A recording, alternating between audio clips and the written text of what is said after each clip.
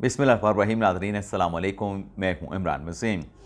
नाज़रीन, प्रोग्राम में सबसे पहले हम बात करेंगे एशिया कप की। और एशिया कप की अगर बात होगी तो आज पाकिस्तान और भारत का एक बड़ा मैच, एक बड़ा टाकरा होने जा रहा है। और इस टाकरे को लेके भारतीय टीम को पाकिस्तान ने 440 वॉट का क्या बड़ा झटका दिया है, और भारत का कौन सा अहम खिलाड़ी इस बड़े मैच से कबल अनफिट हुआ है। पाकिस्तानी प्लेइंग 11 का जो सरप्राइज़ तैयार किया गया है, वो सरप्राइज़ क्या है, इन तफसीलात से अपने प्रोग्राम का आगाज़ करेंगे। और इसके बाद जो सुप्रीम जुडिशल काउंसिल से जुड़ी अहम खबर है, जो जैसे तारिक महमूद जंगेरी से जुड़ी जो एक बड़ी खबर है। और इसके अलावा वज़ीर आज़म शहबाज शरीफ साहब जो अमेरिका के दौरे पर अक़वाम मुत्तहिदा की जनरल असम्बली के इजलास में शिरकत करने के लिए आज रवाना होंगे। वज़ीर आज़म शहबाज शरीफ का ये दौरा अक़वाम मुत्तहिदा की जनरल असम्बली के इजलास में शिरकत के लिए और वहाँ पे जिन्होंने खिताब करना है, उस लिहाज से तो बड़ी अहमियत का हामिल है। लेकिन इस दौरे की एक और भी अहमियत है। ये दौरा जो है वो बहुत से लोगों की आंखों में खटकेगा। किन लोगों की आंखों में खटकेगा?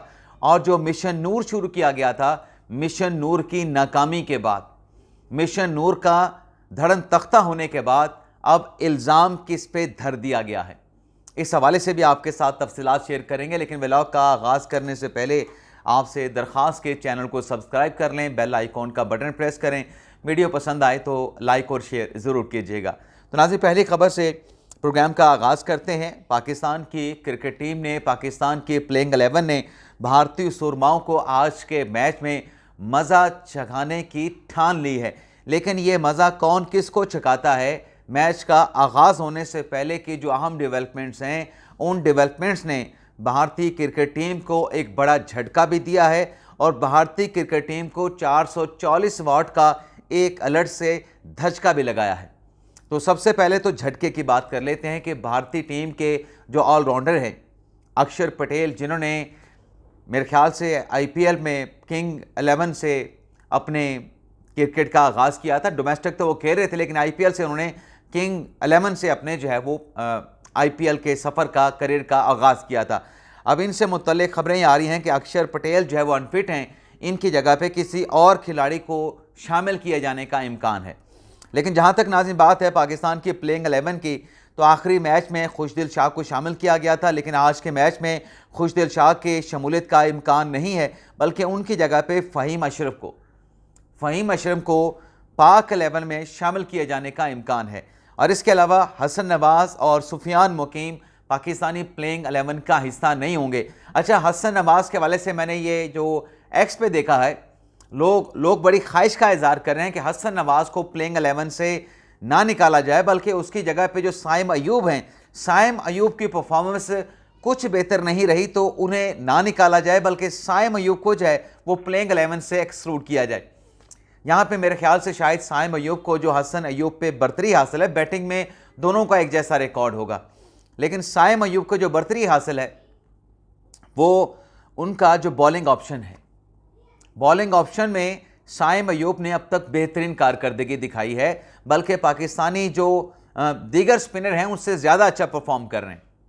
तो आज के मैच में साइम अयूब के साथ सुफियान मुकीम तो नहीं होंगे, बल्कि इब्रार अहमद को साइम अयूब का जो है वो साथ मैसर होगा। और उसके अलावा मोहम्मद नवाज़ होंगे। स्पिनर जो हमारा स्क्वाड है उसमें स्पिनर मोहम्मद नवाज़ शामिल होंगे। अगर फास्ट बॉलिंग की बात करें तो जैसे मैंने कहा कि फ़हीम अशरफ शामिल होंगे, लेकिन इसके साथ साथ शाहीन शाह अफरीदी और हारिस रऊफ़ को भी प्लेइंग 11 में जो है वो रखा जाएगा, बरकरार रखा जाएगा। अगर मजमूई तौर पे हम प्लेइंग 11 की बात करें तो साइम अयूब हैं, साहबजादा फ़रहान हैं, फ़खर जमान हैं, सलमान अली आगा हैं, बल्कि सर सलमान अली आगा हैं, मोहम्मद नवाज़ हैं, हुसैन तलब को शामिल किया जाएगा। हसन नवाज़ की जगह पे फ़हीम अशरफ हैं, हाँ मोहम्मद अपना हारिस रऊफ़ हैं, मोहम्मद हारिस हैं, शाहीन शाह अफरीदी हैं और इब्रार अहमद हैं। लेकिन इस मैच से पहले नाज़रीन, दुबई के ग्राउंड पे ये मैच होना है। मेरी दुआएं और मेरी नेक तमन्नाएं पाकिस्तानी क्रिकेट टीम के साथ हैं। और गुज़िश्ता रोज़ पाकिस्तान की क्रिकेट टीम ने जो आईसीसी की एकेडमी है वहाँ पर भरपूर प्रैक्टिस की। मोहसिन नकवी साहब ने और जो आकिब जावेद साहब हैं, उन्होंने पाकिस्तानी खिलाड़ियों का वहाँ पे ग्राउंड में पहुँच के जो मीटिंग हुई, बाकी जो एक और तवील बैठक हुई, पाकिस्तानी खिलाड़ियों का हौसला बढ़ाया कि आप ये कर सकते हैं, सिर्फ आपको अपना जो खेल है उस खेल के मुताबिक या अपनी सलाहियतों के मुताबिक अपना खेल जो है वो पेश करना है। लेकिन जो प्रैक्टिस पाकिस्तान की टीम ने की, उस प्रैक्टिस के दौरान नाजरीन पाकिस्तान की खिलाड़ियों ने जो भारत को 440 वोट का झटका लगा, अक्षर पटेल का तो छोटा सा एक झटका है, दचका है, लेकिन एक्चुअली पाकिस्तान के खिलाड़ियों ने, जो सूर्य कुमार यादव ने वहाँ पे कहा ना कि हम अपनी जो कामयाबी है वो पहलगाम का जो वाक़या है और जो हमारी भारतीय फ़ौज की पाकिस्तान के ख़िलाफ़ कामयाबी है उसके नाम करते हैं, तो पाकिस्तान ने वहाँ पे 6-0 के जो खिलाड़ियों ने नारे लगाए, खिलाड़ियों ने भी और बाकी वहाँ पे ठहरे दीगर पाकिस्तानियों ने भी, जिस पर भारतीय खिलाड़ी बुखला गए। तो आज इम्कान है कि एक ये भी सरप्राइज़ हो सकता है कि पाकिस्तान के खिलाड़ियों की जानिब से 6-0 का कोई इशारा बना के जो है वो ग्राउंड में किया जाए। 6-0 का भारत की जो शिकस्त है ऑपरेशन संदूर में, मार्का हक में, ऑपरेशन बुनियानुम मरसूब में जो पाकिस्तान की कामयाबी है, उसका इजहार भी पाकिस्तान 6-0 के साथ पाकिस्तान के खिलाड़ी आज क्रिकेट के मैदान में कर सकते हैं, जो बुखलाहट होगी फिर भारतीय सुरमाओं के लिए, भारतीय टीम के लिए। अब नाज़रीन आते हैं, वज़ीर आज़म शहबाज शरीफ साहब आज अमेरिका रवाना हो रहे हैं और वहाँ पर अक़वाम मुत्तहिदा की जनरल असम्बली से जो वज़ीर आज़म साहब ने खिताब करना है उसमें वो मसला कश्मीर पे बात करेंगे, मसला फ़लस्तीन पे बात करेंगे, गज़ा में जो वहाँ पे इंसानी जो एक बहरान पैदा किया गया है उस पर बात करेंगे, कतर पे जो इसराइल ने हमला किया है उस पर वज़ीर आज़म शहबाज शरीफ बात करेंगे। और इसके अलावा इस खिताब में वज़ीर आज़म शहबाज शरीफ साहब जो कि 26 सितंबर को इजलास होना है, इसमें वो जो इलाकाई सलामती है खित्ते की और जो माहौलियाती तब्दीलियों से ख़तरात लाहक हैं और जो दहशत गर्दी का ख़ात्मा है या जो दहशत गर्दी की जो वबा है और जो इस्लामोफोबिया है उस पर भी वज़ीर आज़म शहबाज शरीफ साहब बात करेंगे।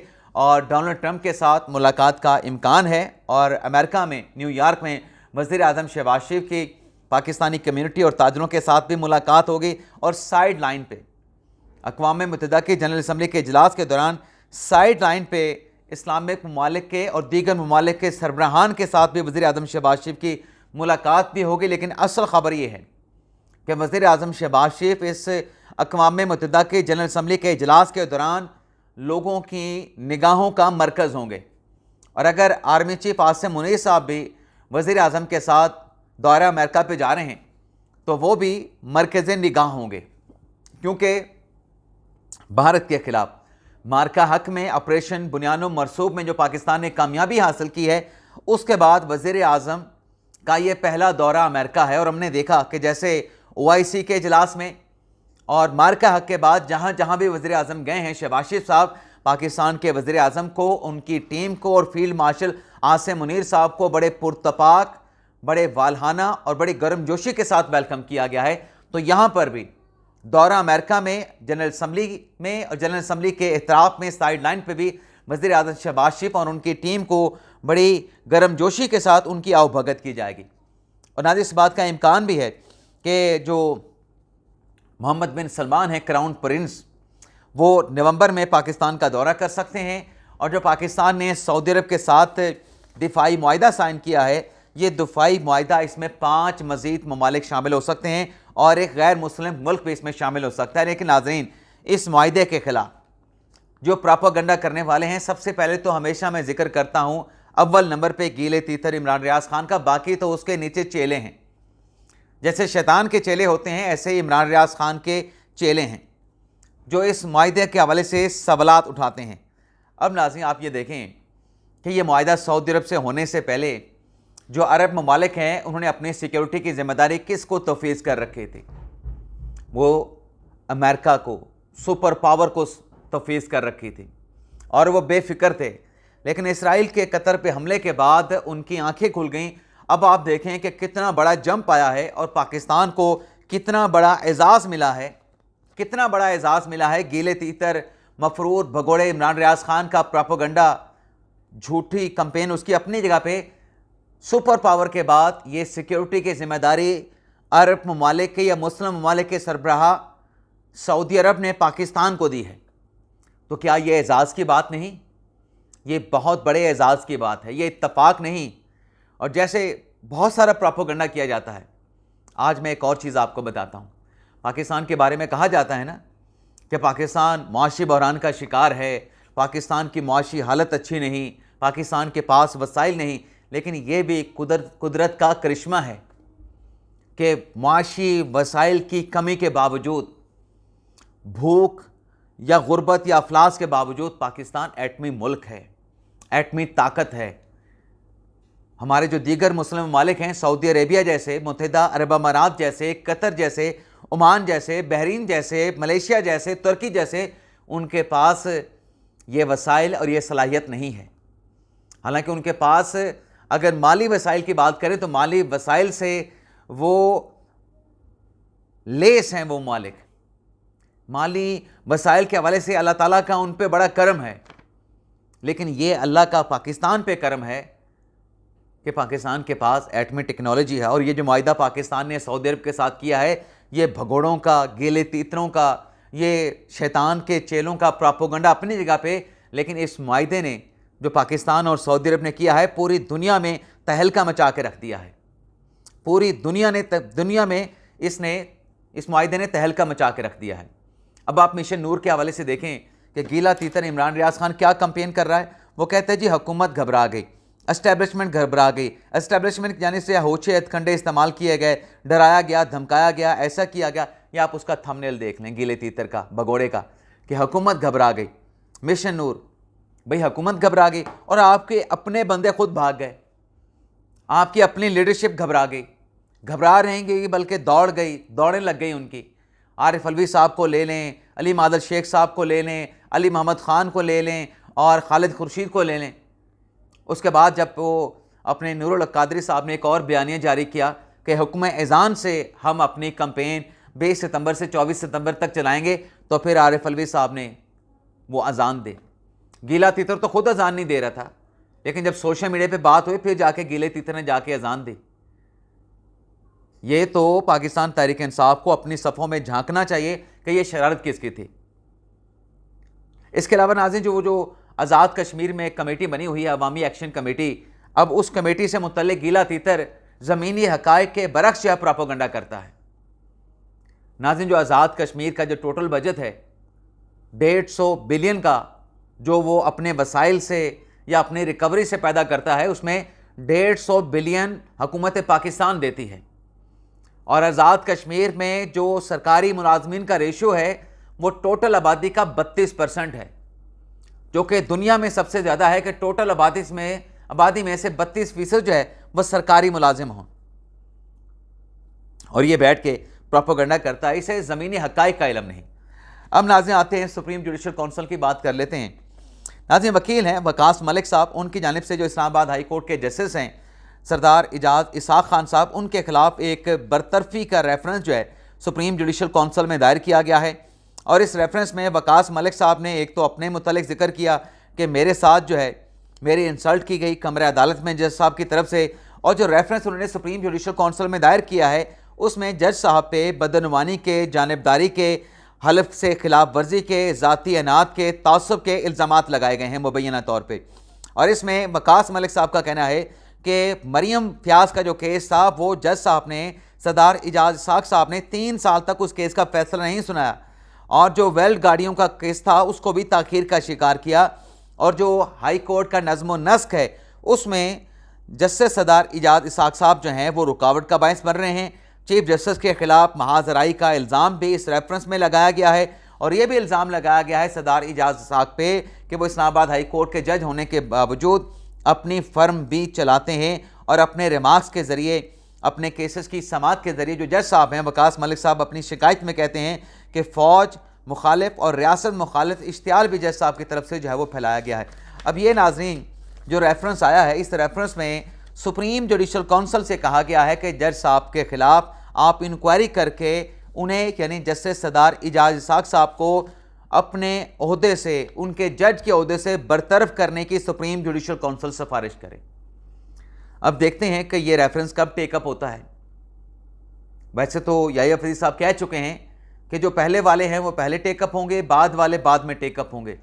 लेकिन एक नाज़िम मादरत के साथ कहना पड़ेगी बात कि जब ये इस किस्म के जो रेफरेंस आते हैं जज साहबान से मुतल्लिक, और वो जज साहबान जो बड़े एक्टिव होते हैं उनके रेफरेंसेस जब दबा दिए जाते हैं देखें जैसे जैसे जंगीरी साहब का रेफरेंस है उस पर फौरी तौर पे फैसला होना चाहिए था, क्योंकि उस पर एक सियासी कंपेन, सियासी प्रोपोगंडा सामने आया।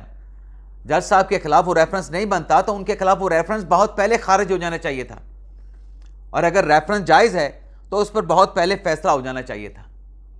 जब ये रेफरेंस पड़े रहते हैं तो चीज़ें ख़राब होना शुरू हो जाती हैं, और चीज़ें ख़राब हुई हैं।